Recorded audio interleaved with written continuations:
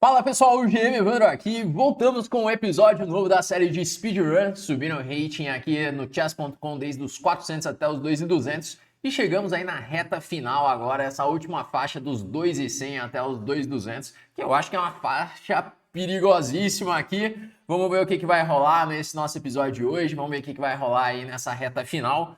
Vou colocar para jogar aqui já nossa primeira partida desse episódio de hoje. Estão procurando aqui um adversário e vamos enfrentar aí um americano de 2086 de rating.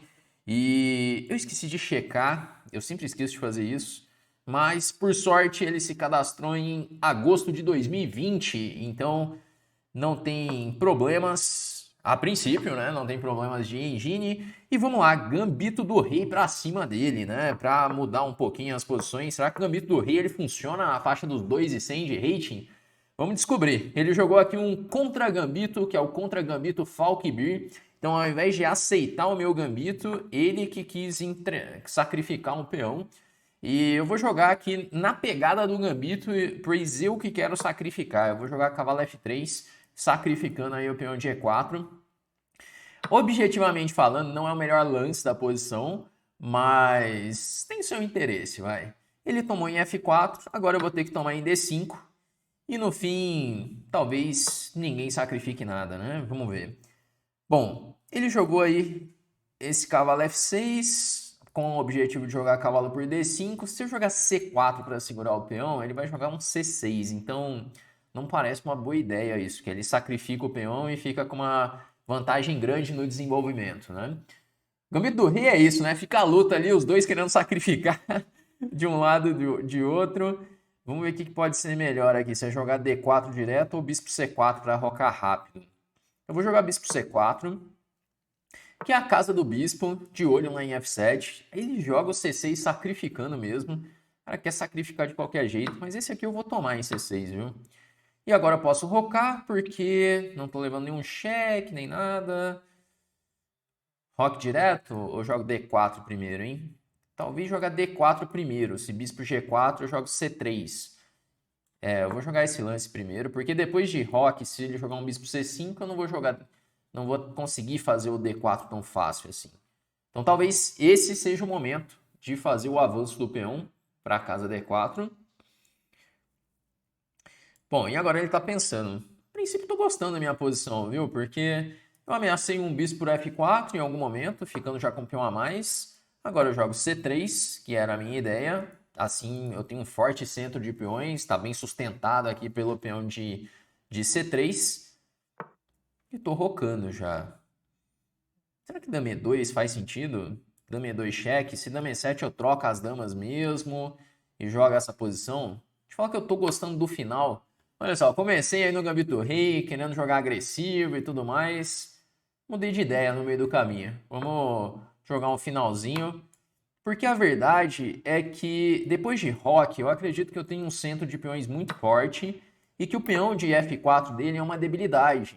E não vai ser tão simples assim dele conseguir defender esse peão. Eu tenho planos de jogar um cavalo E5 agora, um cavalo G5. Não parece uma tarefa tão fácil assim.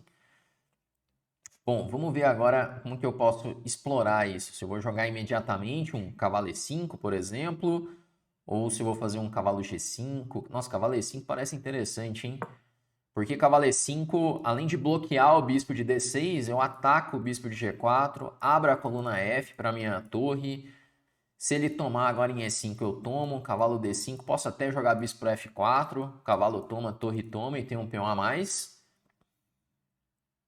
E a verdade é que a posição parece ter ficado muito boa.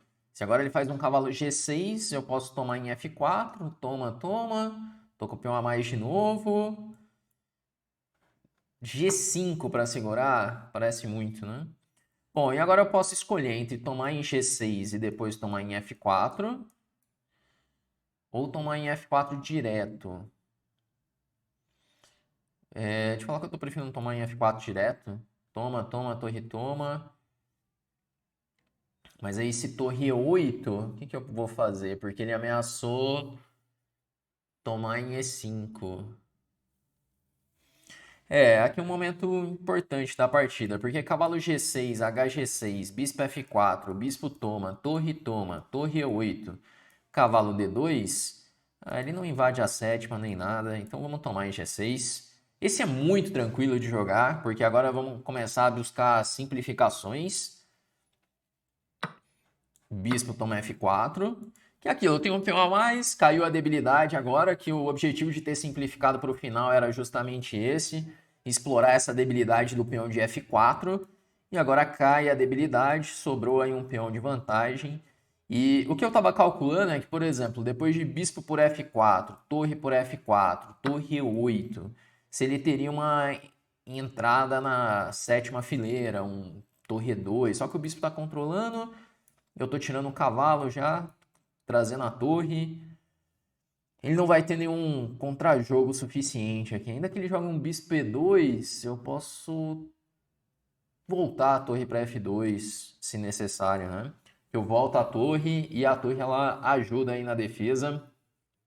Acho que pode ser uma ideia. Ele trocamos aí em F4, então. E agora eu imagino que ele vai tentar um torre E8. É um lance que faz mais sentido, buscando aqui um torre E1 cheque, invadir na primeira fileira. E aí eu posso jogar o cavalo D2. Eu tô pensando aqui se ele vai tentar um bispo E2, por exemplo. Olha, ele jogou a torre de E8. Esse deixa menos flexível, porque agora não pode tirar o cavalo nunca, que tá caindo em F7 com cheque. Então ele tem esse detalhe também. E, inclusive, eu posso pensar em trazer a torre para F1 agora com ideias de torre G4 sacrificando. Ou até mesmo torre F1 com a ideia de bispo F7, para então atrair o rei para a coluna F e jogar um torre por G4. Vai ficar uma pressão chata ali. Olha, ele veio com a ideia de bispo E2, porque qual que é o plano dele? Se eu trocar, ele invade a sétima. Mas e aí, se eu simplesmente manter o meu bispo na diagonal? Porque tem uma pressão chata ali em F7, né? Se eu jogar, por exemplo, cavalo F3, cavalo E5, ou cavalo C4, cavalo E5, ele pode ter dificuldades aí de defender F7, porque ele trouxe essa torre para E8 e não a torre de A para E8. Ó, ele jogou agora bispo D3, que ele está querendo invadir a sétima, mas eu acredito que cavalo F3 resolve o problema, porque se agora a torre E2, cavalo E5, eu ameaço o bispo e ameaço F7. Por mais que ele tenha conseguido invadir a sétima, vai ser por pouco tempo isso. Torre E2, cavalo E5. Na hora que tirar o bispo, eu tomo em F7, de cavalo, talvez. E aí volto a torre para F2, porque aí eu já troco a torre, tira o controle dele da sétima e mantemos aí toda a vantagem da posição. Bom, gambito do rei mais posicional da história, né? Engraçado, eu comecei aqui querendo jogar um xadrezinho agressivo, de repente estamos jogando aqui super posicional, convertendo aí o finalzinho aos poucos. Vamos trazer esse cavalo para G5. Eu tava pensando em cavalo E5, mas aí bispo E6, ele troca o bispo de casas brancas. Agora cavalo G5, é ameaça tomar em F7. Ele nunca consegue expulsar o cavalo de G5, tem esse detalhe. E ainda ele não tem bispo E6, porque eu estou tomando de cavalo, estraga a estrutura e eu continuo com o bispo claramente superior. Vamos agora jogar a torre F1. Esse aqui eu me arrependi de ter jogado, mas ele não aproveitou, que ele tinha um bispo D3. Era melhor ter jogado H3 antes, acredito. Seria mais preciso. Porque agora se bispo D3, torre F2, torre cheque, rei H2. Antes, se ele jogasse bispo D3, eu não poderia tirar a torre, que aí eu levo o mate com torre 1. Eu tinha que ter dado esse respiro primeiro, H3, para ter a casa H2, e além disso, ameaçar um G4 em algum momento. Porque, por exemplo, um plano meu pode ser jogar G4, quando ele tirar o bispo, cavalo F7. Quando eu tomar tudo em F7, eu ganho a peça com G5, né? Bom, ele jogou cavalo E4. Esse parece perdedor, porque agora eu tenho cavalo toma, torre toma, bispo toma e G4, ganhando qualidade. Será que tem algo ainda melhor? Torre toma, por exemplo. Torre por E4. Se torre por E4, bispo por F7. Rei F8, toma, torre toma e depois G4. Aqui tem vários lances que parecem ganhar a partida. Cavalo F7, toma, bispo toma, rei toma, G4. Esse cavalo D2, torre F2. Mas aí... Deixa eu falar que eu tô preferindo a torre E4. Vou jogar a torre E4. Porque o G4 ele vai ter um cavalo, o G3, o cavalo D2 atacando minha torre, depois uma torre entrando em um com cheque, tem umas complicações ali ainda. E para ser sincero, eu tô com preguiça de calcular essas complicações, vamos ser bem honestos aqui. E agora eu tô querendo explorar F7, porque esse aqui é muito mais claro, né? Torre por E4. Se toma de bispo, eu jogo bispo por F7, por exemplo. Torre toma forçado, torre toma e acabou a partida. Eu tenho aí 2 peões a mais, ele tá com os teminhas de mate ainda. E se joga esse agora, eu tomo de bispo em F7. Então cai o peão também, vou ficar com 2 peões a mais. E além disso, ele tem que levar o rei para H8, acredito. E aí eu tomo em E8. Torre toma. Ah, esse vai perder muito, porque eu tomo em E8 agora. Se ele tomar de torre, leva G4. Cai mais material. Se ele toma de rei, aí cai a torre. Se bispo toma torre E1, caramba, caiu todas as peças dele. Foi um strike aqui de repente. Pô, partida a princípio redondinha, hein? Deixa eu ver aqui, o cara pediu pra conversar comigo aqui. Ah, ele mandou um GG só. Valeu aí. E vamos fazer a revisão dessa partida nesse nosso Gambito do Rei. Gambito do Rei funcionando aí na faixa dos 2.100. Olha só, o computador aprovou aqui a partida. Ele me deu 86.3 de precisão, 84 para o meu adversário. Vamos começar a revisão. Inclusive, ele disse que teve um lance brilhante ali na partida. O que será que ele considera brilhante ali? Vamos ver. Começamos aí, Gambitão do Rei. Ele jogou Gambito Falco contra Gambito Falco Eu fiz cavalo F3. Tudo teórico até aqui. Olha só, nem sabia que era teórica essa posição. Tudo mais ou menos ok. Ele acha que eu tô um pouquinho pior já. O computador nunca vai gostar do Gambito do Rei, tá? A maioria dos gambitos o computador não gosta. Só que na prática dá para jogar, sabe? Isso que é importante você ter em mente. Tem algumas aberturas que, assim, se você for buscar a ciência mesmo ali da posição, ali com o computador e tal, você vai ver que elas são meio problemáticas, são meio duvidosas, assim. Mas se você estiver jogando contra um computador, mas contra um humano é outra história. Então dá para jogar praticamente qualquer abertura contra um humano. Bom, ele jogou aqui bispo D6 e dama E7 interroga. Realmente o finalzinho é bom. Essa avaliação aqui tava correta, né? Que o peão de F4 seria uma debilidade, muito difícil dele conseguir defender. Mas olha, tinha que fazer o G5 mesmo. Eu tava falando, será que ele vai fazer G5? Tinha que ser para defender o peão de F4, porque qualquer outro lance cai o peão e ele não tem nenhuma compensação.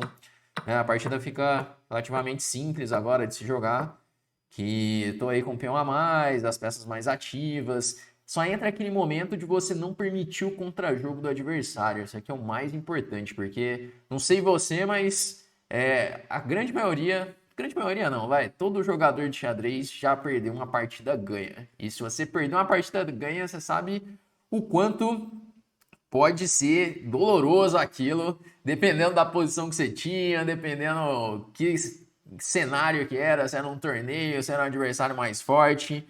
E o principal conselho quando você tá ganha é isso: começar a pensar nos lances do adversário, prevenir os lances do adversário, né? Então não deixar ter surpresas. Então você vai prevenindo, igual a minha principal preocupação era a entrada na sétima fileira. Então sempre meus lances era para prevenir essa entrada na sétima, porque assim eu não dou chance dele criar contra-jogo. Por exemplo, a ideia de jogar cavalo G5, manter o bispo em B3 é para deixar a torre dele presa.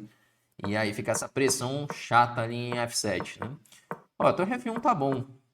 Ele acha que tá bom ali. E no fim, torre por E4 é o mais forte. Eu fiquei naquela dúvida entre cavalo F7 e torre por E4. Cavalo por F7 tá ganho ainda, mas ele não acha que é o mais forte. G4. E aí, bispo E6? O que é agora? Bispo E6 leva a torre E4. Será que era o cavalo G3? Aí, viu? Minha intuição estava certa no fim das contas. que ele teria ainda algumas complicações. Esse aqui já é mais claro, mais redondo, já troca ali a peça, vai simplificar. E aí acabou caindo todas as peças dele. Bom, primeira partida aí do dia num Gambito do Rei. Se você gosta do Gambito do Rei e acha essa abertura interessante, deixa aí nos comentários. De repente posso fazer um vídeo explicando mais sobre ela aqui para todos os inscritos do canal. E olha só, de repente você está querendo aprender mais sobre xadrez, eu vou deixar aqui o link para você conhecer a Chessflix, que é a nossa escola de xadrez. Lá na nossa plataforma você pode ter aulas comigo, com um time de grandes mestres e ter acesso ali às nossas trilhas de treinamento para cada nível de jogador. Então, de acordo com o seu nível, você tem ali a trilha com todas as aulas que você precisa conhecer. Então, as aulas sobre tática, sobre estratégia, sobre aberturas. Então, tudo que você precisa para ir para o próximo nível, né? Então, se você começa, por exemplo, na trilha que te leva até os 1500, para você ter o conhecimento de um jogador de 1500, tá tudo aqui. Basta você assistir às aulas, fazer todos os exercícios e aí você vai progredindo aqui nas nossas trilhas, aulas ao vivo e os demais treinamentos aqui dentro da Chessflix, beleza? E entrando para a lista de espera, que tá aqui na descrição do vídeo, você pode entrar para a Chessflix com uma condição especial e receber uma série de bônus exclusivos, beleza? Então é só tocar no link, entra para a lista de espera que em breve você pode se tornar aluno com essa condição especial, fechado?